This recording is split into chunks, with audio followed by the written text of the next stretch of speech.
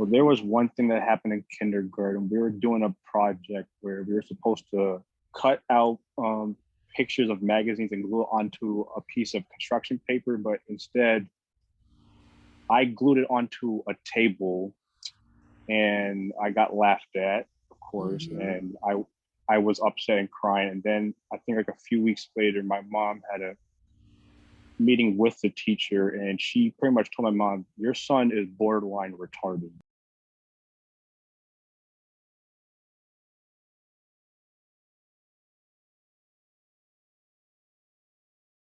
I'm Jared. I'm 19, and unlike other people who I've watched some of the people that what they go through, it's not even close to what I go through, but it's kind of similar. Okay. I struggle severely with mental health, and I have Asperger's. I have more of like a mental condition, Yes. but still, it's kind of chronic because I have it for the Hmm. rest of my life. So, and a lot Yeah. of people think that's not really a chronic condition. That's just a condition. No, it's chronic because I have it Hmm. for the rest of my life. So Right. I live with it every day. Has this been your whole life since birth? I've gotten diagnosed when I was in fifth grade. So when I was 11.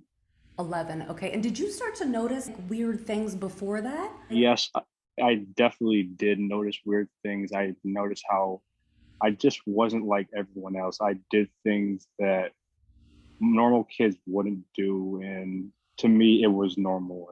And it just got worse As as time I went gotten as I gotten older, and then it got like really bad during around like junior and senior year of high school. For somebody who doesn't understand Asperger's, what would you say it is? Is it just that your brain sort of goes into its own place and does its own thing, or is there a way that you can kind of explain it?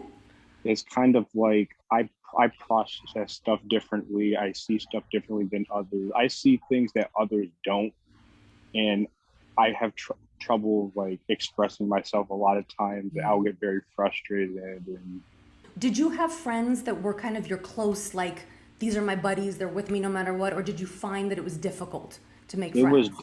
it was very difficult, especially in high school. Like around probably I think around like sophomore year, I started expressing myself a little bit more, starting to find friends that were there for me, and at the same time I had friends that were like a grade ahead of me. So like when they went off to like college and stuff like that, like I still keep in contact with them sometimes, but like they're doing their own thing. So I don't like really like interrupt what they're doing. So I like leave them be. But like it was difficult in high school. It was really difficult. I tried acting like a different persona of myself just Yes. so I didn't want people to think that I'm weird and stuff like that. And Right, you tried to they fit in, whatever I that tried meant. to fit, yeah, I tried to fit it in. It didn't work out. Like my autism showed. I got bullied severely in high school. Actually, Really? I actually got jumped my sophomore year in the bathroom for no reason. Oh, geez. I have one close friend right now. He's about to be going to college in Yeah. August. He's been there for me like since we when I first met him, which was my sophomore year. He just graduated in June, but we've been friends ever since, and he's always been there for me. He's never Yes. judged me. He's never like said anything bad about me. He's always been there for me. That's But great. Well, that's the real stuff. So growing up was difficult because of bullying. And yeah, how did you handle that? Like when you would go home, how did you deal with that? I pretty much would just cry and come Yeah. to my room and be isolated the whole night until like the next day of school or something like that. And then ever since I've been out of high school, I've been pretty much isolated. I isolate myself all the time. You isolate to get away from the possibility of that. Yeah, so I isolate in my room. This place, my room is like my safe place, but at Yes. the same time, like I know I have to branch out. I have to do stuff to keep motivated, but it's hard for, especially with what I've been through. I still have a job. Technically, I'm on term leave from Old Navy, but Okay. I've had some issues with my job. I've been racially abused as well. Okay. So a lot. And Yeah. I've also been suicidal lately.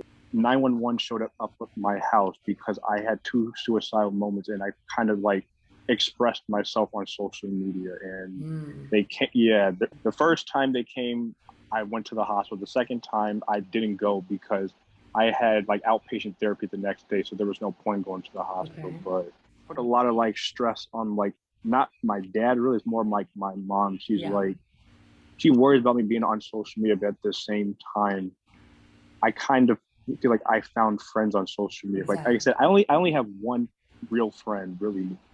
Yeah. Well, that's all you need. You know what I mean? It's better to have one real friend than a bunch of fake ones. That's how I see it. It's crazy, Jared. It's crazy. Like, I just try to tell myself, you know what?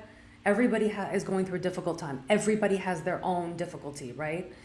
But I'm like, I'm so happy that I am just breathing and that right now in this minute, I am comfortable. That's it. You know what I mean? So I try to remind myself of that when I'm unhappy or I'm like that person, I don't like that, but that person's driving me crazy or like those things about life that just drive you crazy. It's like I Yeah, just tell myself, you know what? Stop complaining. I tell myself, right?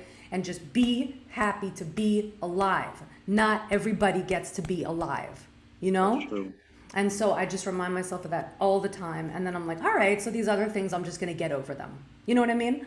Yeah. Because we're alive and we're breathing and we're not in the hospital. And that's a big deal, connected to a bunch of stuff. And a lot of people are.